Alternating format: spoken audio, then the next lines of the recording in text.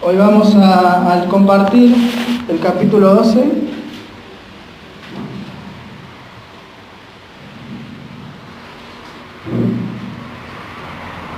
Versículo 1 en adelante hasta el versículo 11. Y como siempre hacemos al comienzo de cada exposición es ubicarnos contextualmente, cronológicamente también, en qué tiempo se estaba dando estos acontecimientos. Y como venimos viendo en Juan, está próxima la fiesta de la Pascua, ¿no es cierto? Muchos de nosotros hemos escuchado miles de predicaciones y mensajes sobre la Pascua, pero creemos que es un acontecimiento como lo puede ser la Navidad, por ejemplo, para algunos cristianos. Y la Pascua era el acontecimiento más importante para el pueblo judío, porque justamente representa la gran obra redentora de Dios para su pueblo escogido, y también en cierta manera es lo que representa para nosotros. Y deberíamos tenerla presente no solo en tiempos de Pascua, de la celebración misma, sino cada día, sino cada momento de nuestro día, cuando nos vemos imposibilitados o tenemos algún problema o alguna circunstancia que no podemos remediar. Les debe pasar como a mí durante la semana, que atravesamos situaciones y circunstancias donde no podemos solucionarlas 100% nosotros. Y de eso se trata esto, de aplicar la obra redentora no solo en un hecho, un acontecimiento único en la historia de nuestras vidas, de tu vida, sino en el constante de nuestro vivir y aún para la eternidad, lo que representa. Acá leemos, si me acompañan, al versículo 1, donde dice: Jesús es ungido en Betania. ¿Todos saben lo que es ser ungido? Más allá del acto, ¿no?, de ungir, es untar o ungir un aceite, que en este caso en la antigüedad se hacía para decretar o establecer una autoridad o una separación especial de Dios hacia alguien. Tenemos el caso del ungimiento de David, por ejemplo, ¿no?, cuando fue ungido para ser rey. Y justamente eso es una prefiguración de lo que Cristo vendría a ser, el ungido de su Padre, el separado por Dios, el único capaz de llevar a cabo la tarea y la obra específica que Dios dejó, que es la tarea que nosotros hoy también podemos compartir. A lo largo de estos versículos vamos a ir viendo aplicaciones, pero antes que nada quiero que nos detengamos en los aspectos principales que Juan nos quiere resaltar. Si leen el capítulo 11 y si recordamos lo que compartió Jorge, habló sobre la resurrección de Lázaro el domingo pasado. Posterior a eso, desde el verso 11:54 podemos ver que Jesús se apartó, dice, de ese lugar y medio que se ocultó y huyó porque querían matarle, querían prenderle. Tenía pedido de captura por los judíos, por decirlo de alguna manera. Y claro, para el establishment, digamos, o el cuerpo fuerte, religioso de Jerusalén y de toda esta zona, lo que es Samaria, Galilea, todo esto acontece en un territorio no más grande de los 200 kilómetros más o menos, y específicamente Betania estaba a unos pocos kilómetros de Jerusalén hacia el oeste, y Jesús, antes de la Pascua, dice acá, vamos a comenzar leyendo, vamos a leerlo todo y después vamos a ir desarrollando. Dice el verso 1, 6 días antes de la Pascua, más o menos aproximadamente la última semana antes de la Pascua, y previo también a la muerte de Jesucristo, vino Jesús a Betania, donde estaba Lázaro. Recordamos, ¿no es cierto? Acá Lázaro, quien había sido resucitado, el que había estado muerto, dice Juan, aclara y resalta, ¿no es cierto? El que había estado muerto pero que resucitó, él mismo, y quien había resucitado de los muertos. El verso 2 dice, y le hicieron allí una cena. Marta servía y Lázaro era uno de los que estaban sentados a la mesa con él.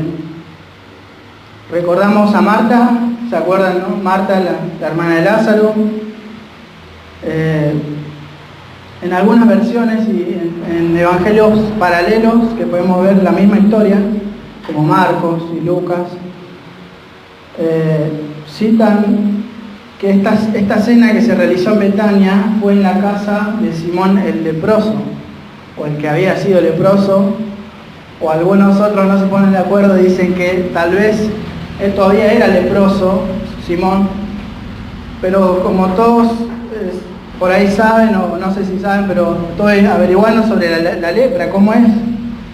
Y en Levítico también hay instrucciones sobre este tipo de enfermedades que eran asociadas a lo impuro, al pecado, a una vida tal vez que estaba relacionada directamente o indirectamente con el pecado, con una vida sin Dios y con una vida disociada, separada de la sociedad, separada del común de la gente. No había que ser, no alcanzaba nada. Eras leproso, entonces eras impuro. ¿No se ven reflejados ahí ustedes, como yo también me veo reflejado en ser impuro? Todos somos pecadores, dice Romanos 3:23. Todos estábamos destituidos de la gloria de Dios. La lepra tal vez en este caso representa nuestra naturaleza pecaminosa. Es incurable. La lepra es incurable. Hay etapas donde la lepra no es contagiosa. Y eso lo pueden ver en Levítico después, si pueden ver. La lepra era un rótulo que era símbolo de estar separado de Dios y de los privilegios de la comunión, de estar en el templo, de poder escuchar o leer o acercarse a lo que era la ley de Dios o la adoración o la fiesta misma de la Pascua. Nosotros éramos como los leprosos. En contexto previo a este ungimiento y previo también a la fiesta de la Pascua que se realizaba en Jerusalén, Jesús fue recorriendo hacia el norte. Está Jerusalén, si algunos tienen en mente el mapa de lo que es el oriente y Palestina, Israel, van a saber que al norte está Samaria y un poco más arriba está Galilea, el mar de Galilea, y donde Jesús comenzó a llamar a sus discípulos, como para tener una idea. Jesús en ese tiempo previo a la Pascua hizo varios milagros.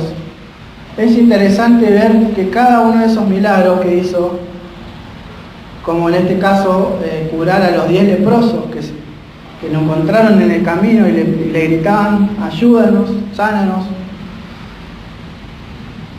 El Señor les manda, vayan con el sacerdote. Eso solo lo que le dice, es como inconcluso, pero hay que investigar un poco más y nos damos cuenta que ¿quién determinaba si estabas contagiado de lepra? Si eras impuro, por lo tanto, era el sacerdote. No lo hacía nadie más que el sacerdote. El sacerdote también podía determinar si estaban contagiados, si estaban sanos. Y dice que estos leprosos fueron de camino al sacerdote y mientras iban quedaron sanos. Pero al ser sanos solo uno regresó a reconocer a Jesús como el Cristo, como el ungido, como el Salvador, el sanador, el que tenía la autoridad, como el Mesías. Solo uno volvió. Esto es importante resaltarlo porque Juan lo cita, porque aparece en los evangelios que habían ido a comer a la casa de Simón el leproso. Ahora volviendo al relato, Todos estos datos son importantes de saber para entrar en contexto y también para relacionarnos nosotros y relacionar lo cronometrado, lo inteligente que es Dios y cómo fue desarrollando y cumpliendo Jesucristo cada uno de los tipos y las prefiguraciones de quién sería Cristo, superior a todos estos modelos que podemos ver. Y no solo superior, sino que es el único modelo. El único camino. Vamos a ver en la Biblia, en los Evangelios, un montón de símbolos, representaciones de quién era Jesús. Para su pueblo, quién era Jesús para nosotros. Y lo bueno de esto que es acultural. Porque no somos judíos, pero también somos incluidos en el pueblo de Dios, en el Israel espiritual. Ya no el Israel geográfico, ya no el Israel étnico, pero sí el Israel espiritual. Volvemos al verso 3, dice que entonces María, hermana de Lázaro, tomó una libra de perfume de nardo puro, de mucho precio, y ungió los pies de Jesús y los enjugó con sus cabellos. Y la casa se llenó del olor del perfume. Hasta ahí por ahora, y vamos a ir desglosando esto. María, en el relato anterior y en el mensaje anterior que dio Jorge, habló sobre María reclamándole a Dios, a Jesús, perdón, por qué no había llegado a tiempo. Porque si él hubiera llegado, su hermano no estaría muerto, no estarían llorando por él. Ahora vemos a María, posterior a haber visto resucitar a su hermano, haber visto la autoridad que tenía Cristo como ungido, como Hijo de Dios. En ese momento ellos no veían a Jesús como alguien especial. O mejor dicho, no lo veían como el Mesías o como el Hijo de Dios. Y el acto de ungir tiene que ver justamente con eso, con reconocer, con que se nos sean quitado el velo de los ojos, con que podamos vivir, vislumbrar, respirar y conmovernos y transformarnos día a día por esta gran verdad de quién es Cristo para nosotros, de lo que Él hizo y de la respuesta que debemos dar nosotros hacia Él. Una respuesta básicamente de una vida que se rinde en adoración. Y no estoy hablando solo de cantar o de llorar y conmoverse en ese sentido, sino de conmoverme de la manera en que respiro el Evangelio, vivo el Evangelio y comparto el Evangelio. Ahora, haciendo una referencia a lo que era el perfume, dice, una libra era aproximadamente unos casi 400 gramos de perfume. El nardo es una planta floral que crecía en el Himalaya, en las cuestas, ¿no? En las partes más planas del Himalaya, no en la altura, pero era muy difícil acceder a ella. Y el Himalaya, sobre todo en la parte de la India, más hacia el sudeste, ¿no es cierto? Vean la distancia que hay, solo con decirles la distancia ya es bastante para ese tiempo. Y no solo eso, sino que para obtener más o menos un frasco se necesitaban 70 plantas. O sea que no era nada fácil conseguirlo. Otro dato importante es que un frasco de nardo puro, y aclara que era puro porque también habían imitaciones como los perfumes de hoy. Sabemos lo que vale uno bueno y lo que vale una imitación. Y además la duración de ese perfume. Eran aproximadamente el valor de 300 denarios, que equivalen casi al salario de un año. Yo me puse a buscar estos datos porque me interesa a mí siempre ponerme lo más cerca, ¿no? Así como el Google, vieron que pueden observar los mapas. Soy apasionado de los mapas. Si hubieran nacido en otro tiempo, tal vez me hubiera dedicado a eso. Me gusta recorrer lugares, el mundo, con los mapas. Y me vuelvo loco haciendo zoom, y viendo y conociendo, y diciendo, Señor, me gustaría conocer este lugar, me gustaría ir acá. También me pongo a ver los lugares que por gracia el Señor nos pudo llevar, no solo para vacacionar, sino también para llevar el Evangelio, para dejar una cuota, aunque sea una pizca o un poco de ese olor del Evangelio. Y la verdad es que cuesta, como le costó a María, seguramente, todo el salario de un año aproximadamente.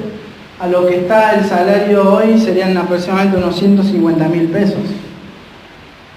Si ganan aproximadamente 13.000 pesos, pero creo que, no sé, espero que casi todos ganen un poco más que eso.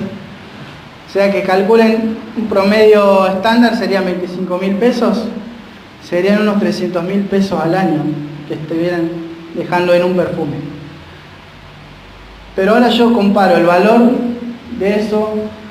¿Es comparable con el valor de Cristo? ¿Con el valor de la vida que nos da? Y también esto, haciendo un paréntesis, nos deja una enseñanza grande. ¿Qué estamos dando por Dios? Claro que estamos hablando de las buenas obras, ¿no? Como hoy compartíamos. No de esas obras que yo lo hago para que me vean, no de esas obras que yo estoy esperando algo a cambio, sino esa obra que justamente se relaciona con mi vida misma, con saber que Él es el valor, Él es el tesoro y yo soy vaso de barro. Si pudiéramos decir o darle un significado al perfume, yo lo equiparo, y así como también Jorge decía el domingo pasado, no me tiren piedras. Hay muchas analogías o alegorías que podemos hacer, pero el perfume para mí representa el Evangelio. El Evangelio es adoración, el Evangelio es vida, el Evangelio es salvación.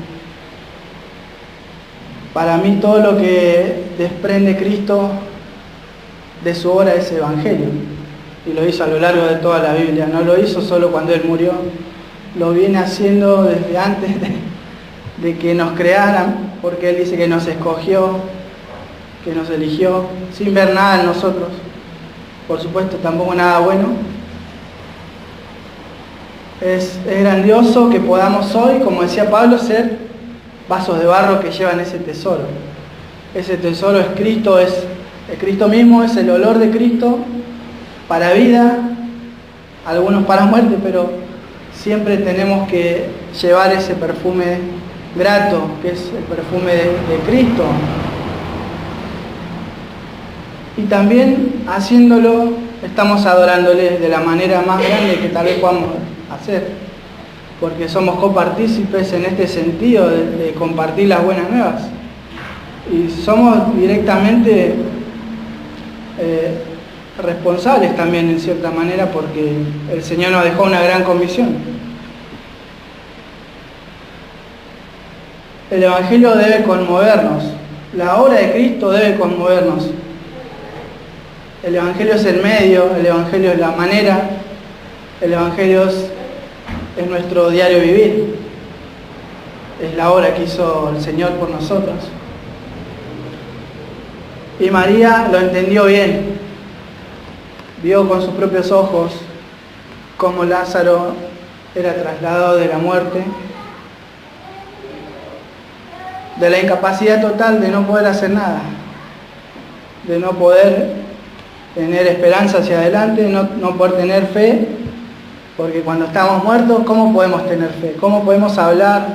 También tenemos enseñanzas en Lázaro, ¿no? ¿Cómo podemos, estando muertos, Jorge lo hablaba el domingo, estamos incapacitados, muertos en delitos, en pecados, en nuestra inmundicia, en nuestra impureza. Y así como el pueblo de Israel previo a la fiesta de la Pascua, tenían la semana de la purificación. Veníamos leyendo sobre esto. Alguien que había tocado un cadáver o un animal inmundo. Hay muchas directivas sobre esto. Pero vamos a nuestro corazón nosotros. Impuros no podemos acercarnos a Dios. Y por eso es importante el Evangelio, y Cristo mismo es el único medio de salvación. Pero no solo el único medio de salvación, es el único medio de purificación. Es el único medio de santificación, como decía Juan hoy. La santificación es por Él, por medio de Él, pero nos corresponde. Es nuestra responsabilidad. Como lo fue también para María postrarse a los pies de Cristo. Ella se postró. Y nosotros podemos postrarnos con el corazón, podemos postrarnos sin importar lo que otros opinen sobre nosotros, sobre nuestra fe, sobre nuestra vida, sobre nuestra moral, sobre nuestros conceptos de todo. Hoy vemos que como Cristo no está en el centro de nadie casi, por decir de la sociedad, no hay valores, no hay moral, todo tergiversado. La ideología de género, la autopercepción ya nada está definido, todo eso me fue la palabra, cuando relativo, todo es relativo, ¿no es cierto? No hay una verdad absoluta. La casa se llenó del olor del perfume, dice. Y el verso 4 dice, y dijo uno de sus discípulos, Judas Iscariote, hijo de Simón, el que le había de entregar, ¿por qué no fue este perfume vendido por 300 denarios y dado a los pobres? Pero dijo esto no porque se cuidara de los pobres, no porque le importaran, sino porque él tenía un corazón que amaba el dinero, era codicioso, y por eso también dan cuenta Juan y otros de los evangelios de que era sabido que Judas Iscariote metía la mano en la bolsita, se llevaba su plata, administraba de forma mala y le daba valor más al dinero, y todo era contabilizado por dinero. El Evangelio no puede verse limitado por el dinero, mis buenas obras no pueden verse limitadas por el dinero. No soy justificable ante ninguna circunstancia para no llevar el Evangelio, para no compartirlo, para no adorar al Señor, para no ungirlo y reconocerlo. Nosotros hoy no podemos ungir a Cristo en persona, pero lo hacemos con nuestro corazón, con nuestra actitud de adoración. Estamos reconociendo a Cristo como el Mesías. Yo sé que todos tenemos problemas y no voy a hablar de los problemas, porque los problemas y los pobres van a estar siempre, dice, ¿no? El Señor dijo más adelante, en el verso 7, entonces Jesús dijo, déjala para el día de mi sepultura ha guardado esto, porque a los pobres siempre los tendréis con vosotros, mas a mí no siempre me tendréis. Está hablando claramente de que Él no iba a estar más en persona, ¿no es cierto? Sí va a estar con nosotros hasta el fin del mundo, sí estamos con Él y Él con nosotros, y hay una comunión mucho más íntima, porque ahora Él es el templo, porque ahora ya no hay que purificarse de la manera de ritual, sino a manera de corazón, no hay que circuncidarse físicamente, y gracias a Dios para los varones, pero sí hay que circuncidar el corazón. Y el corazón siempre quiere lo opuesto a Dios. El corazón siempre, naturalmente, y nuestra carne quiere poner en prioridad, si tuviéramos un orden de prioridades que debemos tenerlo, y aunque no lo reconozcamos, lo tenemos, cuáles son nuestras prioridades se ve por los frutos, por las obras, se ve por lo que creemos, por nuestra fe, se ve por lo que entendemos de quién es Cristo. Yo les soy sincero, yo nací no en una iglesia, pero nací de padres cristianos. Y fui toda mi vida a la iglesia, y tengo la rutina de la iglesia y de los rituales de la iglesia, pero muchas o la mayoría de las cosas las hacía sin comprender quién era Cristo. Y hoy que puedo ver el Evangelio, puedo ver la luz que me sacó de esas tinieblas, que me hizo ver mi realidad, que me hizo ver la grandeza de Él, no puedo vivir de otra manera que no sea en adoración constante, en humillación constante. Y parece que uno dice, Señor, pero no podés humillarme un poquito menos, ¿hasta cuándo? Porque no creo que esté teniendo una vida desordenada como para merecer esto. Pero el Señor hace como Él quiere y nos hace pasar por pruebas, por situaciones de escasez, por situaciones de soledad muchas veces, de incomprensión ante la propia familia, ante los propios ex amigos digo, no porque yo haya dicho a mis ex amigos, no quiero ser sus amigos, sino porque indirectamente se fueron alejando de mí, porque a los que vivimos al 100% para Dios, o a los que vemos a Dios como el 100% de nuestra salvación, y no el 99,9%, a los que vivimos así, con esa comprensión de quién es Cristo, de la necesidad que tenemos de Él, va a haber gente que nos va a dar la espalda, va a haber gente que va a decirnos que somos religiosos, que somos extremistas, que siempre hablamos del juicio, que siempre hablamos de la ira. Créanme que es todo lo opuesto. Sé que a ustedes les debe pasar, porque no hay más humillación que darle toda la gloria a Dios.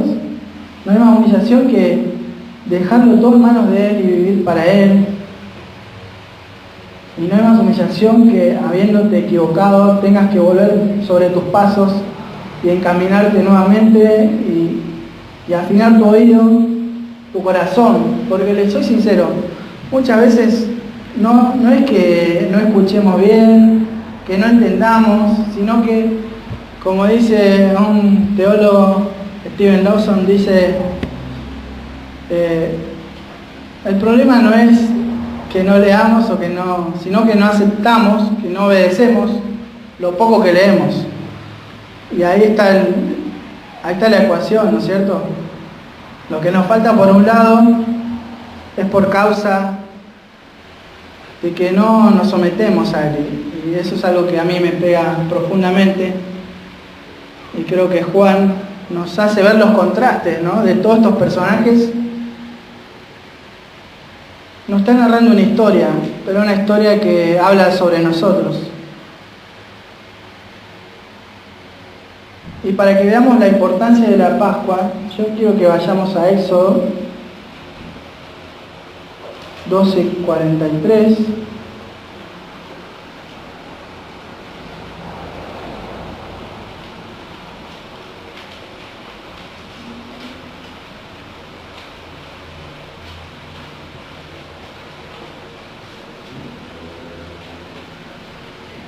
Vamos a ver algunos versículos que hablan sobre las leyes de la Pascua, cómo debía ejercerse esta participación, que en Corintios también Pablo nos da instrucciones sobre cómo participar de Cristo, de los símbolos, como lo hicimos hoy. El verso 43 de Éxodo 12, capítulo 12, verso 43, dice: el Señor dijo a Moisés y a Aarón: estas son las instrucciones relativas a la Pascua. Ningún extranjero podrá comer el cordero pascual. En cambio, sí podrá comer de él el esclavo que hayas comprado y circuncidado. Tampoco lo comerá el inmigrante ni el jornalero, lo comerán todo en la misma casa. No se sacará de la casa el más mínimo trozo de carne del animal sacrificado, ni se le quebrará un solo hueso. Ahora vamos a ver el cumplimiento de esto en Jesucristo. Cristo está representando en la resurrección de Lázaro, previo a que él mismo fuera el Lázaro quien se levanta de la tumba. Está diciéndoles, esto que están viendo ahora es lo que me va a acontecer. Pero esta vez Lázaro no le dio vida a nadie más. Jesús sí le daría la vida a todos aquellos que miraran y creyeran en Él como el enviado, como el Mesías, como el Hijo de Dios. Jesús trajo vida en su muerte y el mismo Espíritu que levantó a Cristo de la muerte, el Espíritu de Dios, también nos levantó a nosotros juntamente con Él. Y esto es mucho más grande que el milagro de Lázaro. Ojalá podamos entender esto, que Él murió pero resucitó. Pero Él es eterno. Otra de las cualidades que tiene la unción era que era una separación, un nombramiento como rey también, así como sucedió con David. Y Cristo viene de ese linaje de David, ¿no es cierto? Él vino a ser el Rey eterno, Él vino a ser el que gobierna por siempre, el que nos salvó eternamente. No nos dio la victoria de una batalla, de una pelea, de una guerra, sino venció para siempre por nosotros. Por eso dice Pablo, somos más que vencedores por medio de Él, somos más que vencedores.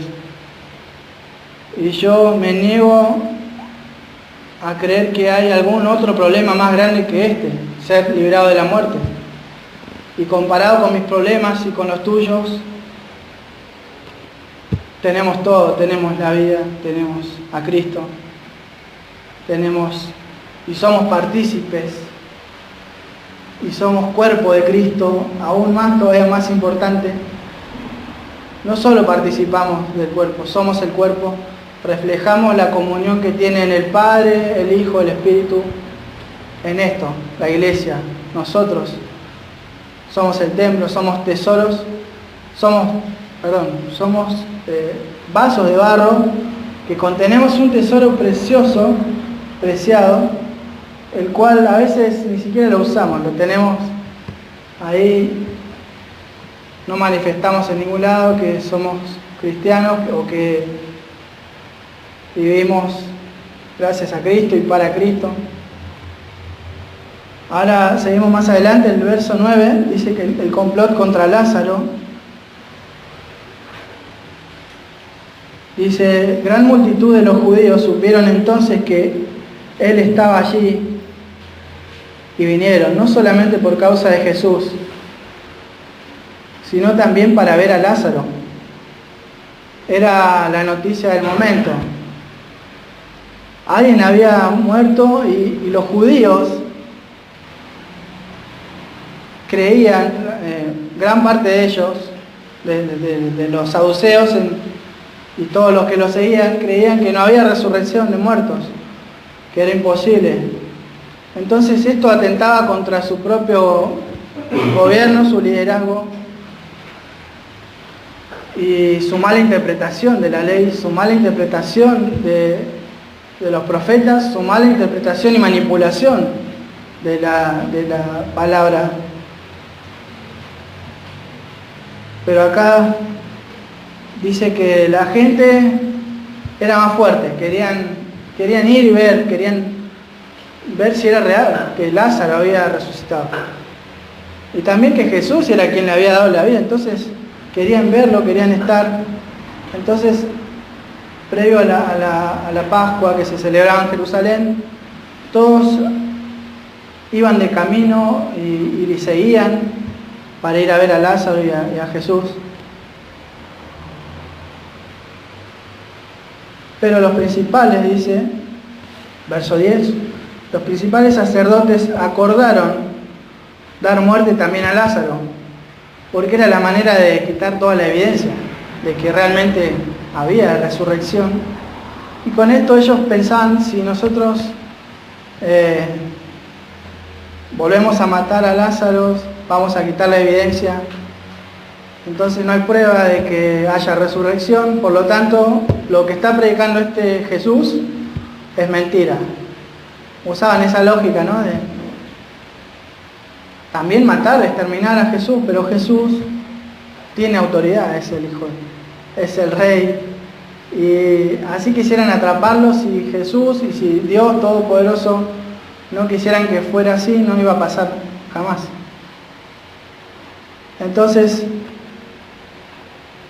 se apartaban, dice, muchos de los judíos y creían en Jesús. Y yo voy a dejar hasta ahí nomás, porque la verdad es que todo lo que sigue son hechos separados, pero tienen una relación muy directa. Todo lo que venimos viendo tiene una relación con la Pascua. Entonces, si entendemos qué es la Pascua, qué representa Cristo, la resurrección de Cristo, y como podemos también verlo explicado mucho mejor que yo lo puedo explicar, en Corintios 15 habla sobre la resurrección. Que si no hay resurrección, en vano estamos acá prácticamente, en vano estamos todos nosotros creyendo en alguien que no resucitó, pero sí, Él resucitó de los muertos, Él venció la muerte. Y algo que a mí me ayuda mucho es no mirar para adelante, no mirar para atrás, porque uno tiende a hacer un análisis siempre mirando hacia atrás o mirando hacia lo que quiere alcanzar. Y tal vez parezca algo simplista y hasta un poco básico, pero cuando yo no puedo ver hacia adelante, porque creo que nadie puede ver hacia adelante, ¿alguno de ustedes sabe el futuro? No, supone que sabe el futuro, pero no lo sabemos con certeza, ¿no es cierto? Yo supongo que en un rato termina la reunión y me voy a mi casa, pero no lo sé. Tal vez me quede 2 horas más. No, es broma. ¿Ya terminó? Mirar hacia atrás también me hace ver los errores que cometí. Creo que todos hacemos ese balance, pero no es solamente hacerlo a fin de año, hay que hacerlo todo el tiempo.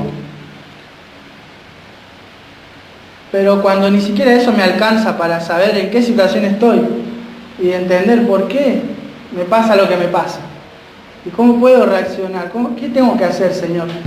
A veces extraño esos momentos pentecostales donde yo esperaba la palabra profética y que me dijeran, parecía todo más fácil, ¿no?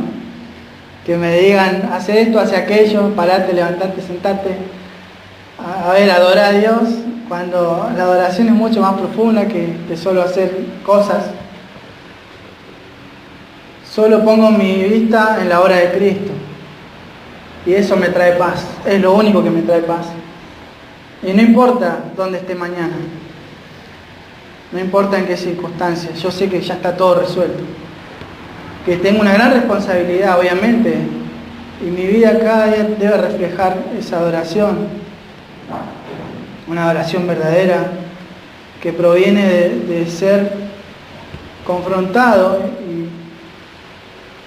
y gratamente confrontado por la obra de Cristo, porque es lo mejor que puede habernos pasado, es lo mejor que nos va a pasar. No hay nada más placentero que saber que somos hijos de Dios, no hay nada más placentero que saber que Él ya nos dio la vida y es una vida eterna. Y Juan habla mucho sobre la vida eterna, sobre la unión que tenemos en Cristo, esa permanencia y lo que viene a ser Cristo para nosotros. Lo venimos viendo, Él es el agua de vida eterna, Él es la puerta, Él es el buen pastor, Él es la luz. Nosotros estamos unidos a Él, entonces creo que no hay nada más que agregar a esto. La aplicación es esta: sigamos a Jesús. Que la Pascua sea completa, eterna. Que ver a Cristo no lo haga solamente cuando veo los símbolos. Que no me acuerde solamente cuando cometí un error y me siento mal por haber fallado, sino que lo haga constantemente, aún a través de mis logros, aún a través de las oportunidades de gracia y de favor que Dios nos da. No pensemos, como hoy leíamos, no pensemos que somos especiales porque tenemos algo especial, innato en nosotros. Yo cada vez me asombro más, porque así como proporcionalmente veo la grandeza de Dios, veo mi miseria, cada vez me asombro más de que el Señor me tenga en cuenta como uno de sus hijos. La aplicación es: sigamos a Cristo, sigamos su obra, reconozcamos, pero no solo reconozcamos de hecho, de palabra, sino con nuestra vida. Tus sueños, tus proyectos tienen que ver con eso. Si no tienen que ver con eso, hay algo que está mal en nosotros, hay algo que no estamos entendiendo, hay algo que no estamos viviendo. Vamos a terminar y les agradezco por la atención. Espero haber sido lo más claro posible. Y vamos a ponernos de pie y le damos gracias a Dios. Porque así como Simón, el leproso, hemos sido sanos del pecado. Hoy somos purificados, santificados, separados por Dios también, en cierta manera ungidos y sacerdotes. Señor, te damos gracias. Gracias porque a lo largo de nuestra vida, Señor, fuiste mostrándonos, desarrollando en nosotros una conciencia de pecado, pero por sobre todas las cosas una conciencia de la grandeza de tu amor, de la grandeza de tu justicia, de tu perfección, de tu santidad. Nos falta mucho, Señor, por conocer de ti, de tu santidad. Aún seguimos en nuestros parámetros muchas veces, constantemente cambiamos de lugar, nuestros pensamientos los ponemos en primer lugar y nuestro parecer, y no nos guiamos por tu palabra, no nos guiamos por tus palabras, por lo que has dejado, por lo que has dicho. Yo te pido que cada uno de nosotros sea confrontado cada día, a pesar de lo que significa para nuestra carne, para nuestro ego, a pesar de lo que significa ser humillados por tu palabra. Te pido que lo sigas haciendo y aún con más fuerza, hasta que seamos deshechos de nosotros mismos, hasta que nuestro pecado sea mortificado, sea destruido de raíz. Podamos dominarnos, tener dominio propio, poder tener la paciencia de caminar esta carrera y de correr en los momentos que hay que correr, de saber que podemos ir siempre hacia la meta, que es ser como tú, Señor. Esa es nuestra meta, ese es nuestro desafío, más allá de nuestros desafíos profesionales, laborales y ministeriales. Como iglesia queremos reflejarte. Te damos gracias por Diego, por Lucila, que está en el campamento. Sabemos que tú estás obrando por medio de la exposición de tu palabra, por medio de la comunión que hay con otros hermanos, Señor, y te doy gracias. Te bendecimos, te adoramos. Gracias, Señor. Amén. No sé si hay algún anuncio. ¿Querés cerrar vos? Sí, tenemos actividades. Mañana a las 21 horas nos juntamos para seguir haciendo el curso.